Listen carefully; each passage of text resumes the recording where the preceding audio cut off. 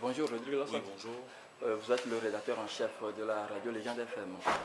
En quoi est-ce que cette loi est qualifiée de liberticide, suicidaire pour... Oui, mais c'est une loi rétrograde, liberticide et absolument scélérate, puisque cette loi, du coup, renforce le pouvoir de la haute autorité de la communication, qui peut, à loisir, et sur peut-être l'humeur du président de la haute autorité de la communication, procéder à la fermeture des organes privés.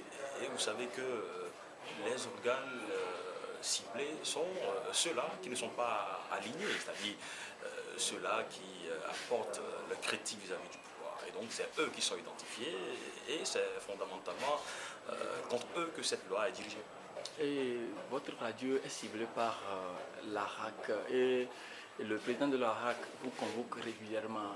Qu'est-ce qu'il vous reproche au juste? Disons que Légende est dans le collimateur de la HAC depuis, disons même du pouvoir, depuis par rapport à notre ligne éditoriale. Le pouvoir estime que ça ne l'arrange pas. Et donc trop souvent nous sommes convoqués, comme vous l'avez dit, à la HAC. La HAC qui est devenue, on va dire, un tribunal où on vous juge, on procède à des insultes, ce qui est dommageable, ce que nous déplorons d'ailleurs. Vous n'êtes pas sans savoir que certaines de nos émissions phares sont suspendues. Nous avons reçu une mise en demeure également, mais nous ne continuons pas à travailler. Et c'est en cela que je dis que cette nouvelle loi de la HAC, qui renforce le pouvoir de la HAC, doit être combattue avec notre dernière énergie. Alors, nous allons arriver sur le plan politique. Comment trouver la situation sociopolitique aujourd'hui? Disons que la situation politique est très tendue et ça fait peur. D'abord, les élections législatives qui sont prévues peut-être dans les prochaines semaines. Une partie de la classe politique de l'opposition n'est pas d'accord sur la conduite de ces élections, mais le pouvoir s'entête à organiser ces élections. Et vous avez vu ces dernières semaines les manifestations qu'il y a eu dans la rue de Lomé avec leurs conséquences de répression. Disons tout simplement que la situation est très tendue et que le climat est délétère.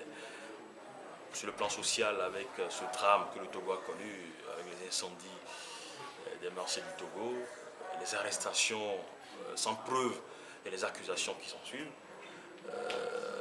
ça rend la situation très polluée, le climat social très pollué.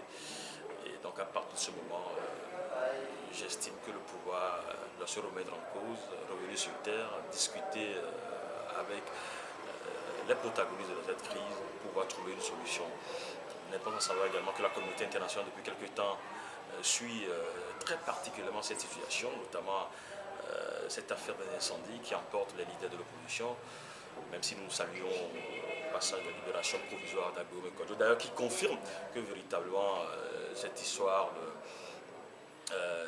d'incendie, d'accusations ne constitue qu'une diversion pour décapiter l'opposition dans son ensemble, notamment. Ce que je sais, on va dire, c'est que la situation actuelle, depuis l'arrivée de Faure Gnassingbé au pouvoir, est très critique sur le plan politique.